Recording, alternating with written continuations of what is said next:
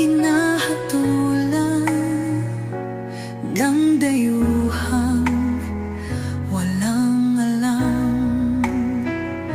Sino pa ang nagmalasakit? Siya ngayon'y pinapahirap.